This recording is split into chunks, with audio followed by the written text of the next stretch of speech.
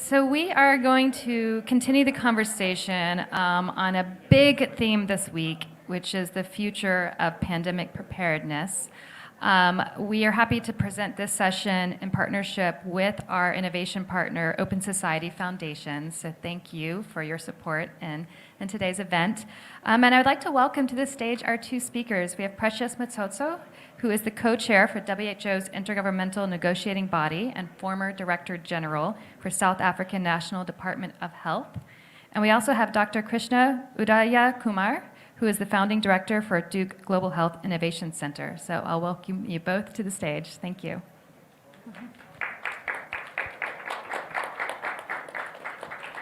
And you can grab a mic on the table on your way in. It's a little bit of a squeeze.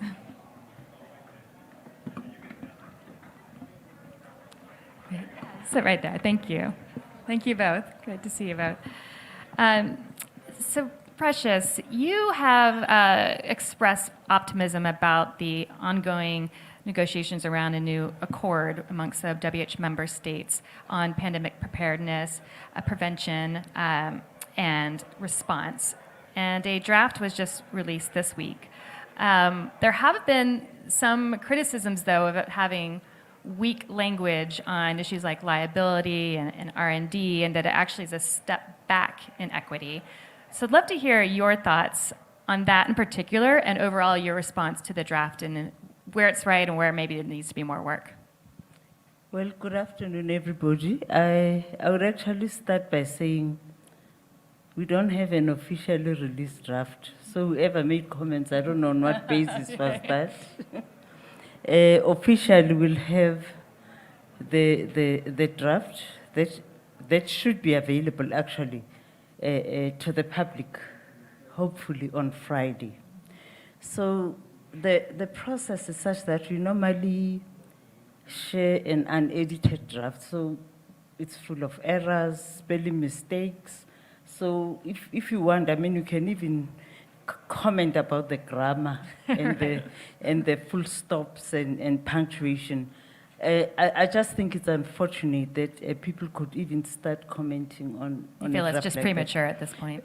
Well, not even premature. I just think it was inappropriate. Mm-hmm. But I wanted to just underscore something and explain my optimism. Mm-hmm. You know, we started with a process where member states, and maybe let's say heads of states from 26 countries said they wanted a pandemic treaty. 26 heads of states. Of course, we don't know whether it's 26 now or whether it's 194, but for us it was a sign of political commitment.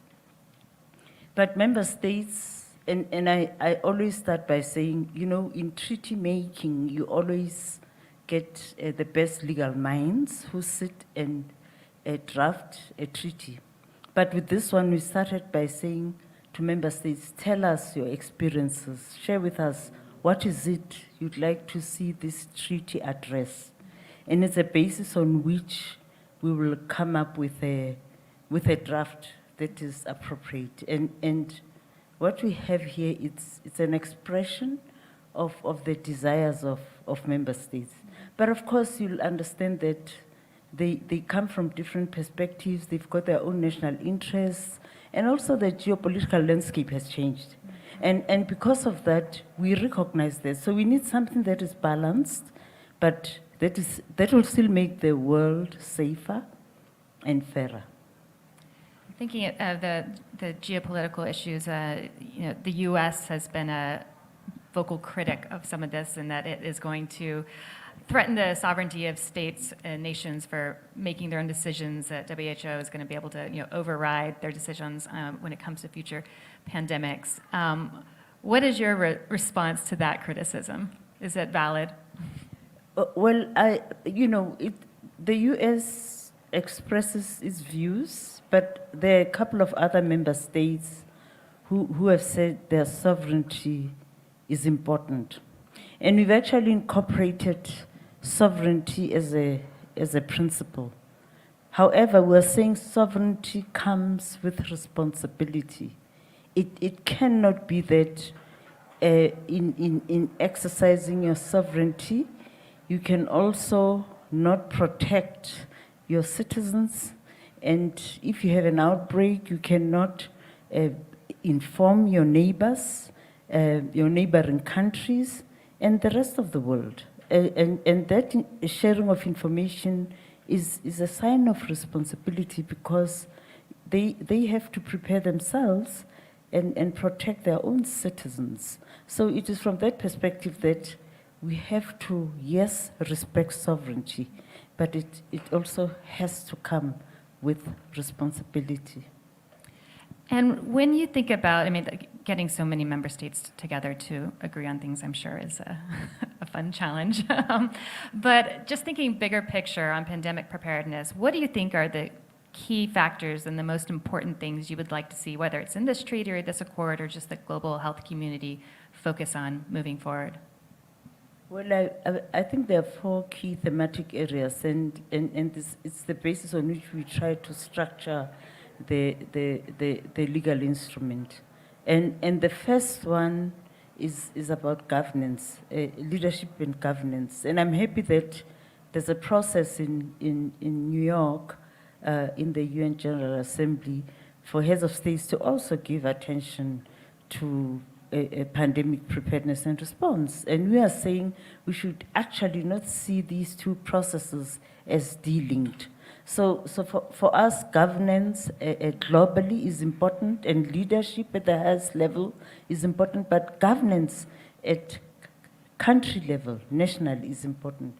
And it must be an inclusive process. It cannot be that the response is just limited to governments. I always say governments do not hold the monopoly of ideas. You need experts, you need civil society, you need the private sector, you need all players to be part of the solution. The next one is about financing. We need to make better and smarter investments. I don't think it should be about throwing money at a problem. We need to identify where we can get the best buys, but also to ensure that we can better manage those resources once we have them. And the third one, of course, is equity. As you know, we have to operationalize equity. It must not just be a principle and, you know, a cliche. We must say, when we say equity, operationally, what does it mean? What does it mean at a country level, within country, between countries, and make sure whatever obligations we come up with will make a huge difference in people's lives, as we've seen. I mean, we've lost lives, and that must be prevented. And Dr. Krishna, I'd like to bring you in, and talking about, you know, best buys and equity. While I'm sure there's many critics that it could have been done much better, one of the things that come out of COVID-19 was some real innovation and maybe a bigger recognition of how important equity is, that we're all one globally connected world, maybe in a way that was before, maybe not to the extent we wanted it to, but better than before. So I'd love for you to talk a little bit about Duke University's innovation programs that you have going on, including your Quick Start Consortium, which aims to accelerate access to rapid tests and diagnostics and treatment. Can you talk a little bit about that initiative and how you see it fitting into longer-term pandemic preparedness efforts? Sure. First, great to be with you. And I would say, you know, what we saw during the pandemic was an overperformance from the science community over and over again, whether it was vaccine development, surveillance systems, and the like, and yet a complete failure of the political will as well as our ability to provide equitable access to those innovations that were being developed. And in many ways, our work through this COVID treatment Quick Start Consortium is about exactly what Precious just said in her third point about operationalizing equity. We watched for years as global access to COVID vaccines was incredibly inequitable, and saw the same thing happening with diagnostics, with treatments. And as we saw promising oral antivirals become available in late 2021 in many high-income countries, we saw the same issue, more than a year of gap before those became available in many low and middle-income countries. And this consortium brings together Duke along with the Clinton Health Access Initiative, COVID Collaborative, and AmeriCares to try to catalyze stronger access to oral antivirals, but also really as a model for test and treat programs in low resource settings more broadly. That we certainly see that the policy response to COVID has moved on in almost every country, and yet the disease hasn't moved on. We're still losing 3,000 people a month or week, excuse me, and so those issues are going to stay with us for some time. And the idea of making test and treat available more broadly is, one, to save lives now, that these are therapies that can save lives. Secondly, to create the opportunity to protect against future surges. And we know that there is certainly a greater than 0% probability we'll see an Omicron-like surge again in the coming years from COVID. And third, it's about building capacity and competencies in health systems as part of primary care. All of our work is done directly in partnership with the government. It's about building capacity in the public sector in order to do test and treat with COVID as a use case, but recognizing that test and treat is a capacity that every health system needs to have more broadly. Yeah, so on that point, I mean, a lot of funding in health has been very disease specific, and even saw during COVID, the groups that we report on and work with, that maybe they got their funding on HIV/AIDS, and maybe they had the systems to set up to actually be able to step in, but they didn't have that flexible funding to pivot. So how do you think about, and through the work you're doing, creating these systems that are disease agnostic, so it is building a system that, whether it's COVID, whether it's something we haven't even come up with a name with yet, that it can be used for multiple purposes beyond just a single disease? Yeah, I think for us, a lot of it comes down to how do you take most of our global health financing, which is still very much in vertical disease-based programs, and use that to build capacity so that we are building stronger health systems, whether it's around things like data and surveillance capabilities, around reaching the last mile through community health workers enabled with the right technologies, whether it's access to stronger and more resilient supply chain and more regional manufacturing capabilities. So rather than saying, what do we need for HIV versus malaria versus TB, thinking about how people living with any of those conditions need holistic care, which means they need primary care, they need care and access to products, and building those systems over time. And I think that's really the only way we're going to be able to solve this challenge, because we're not going to continue to see more financing for every new disease that we might have to deal with.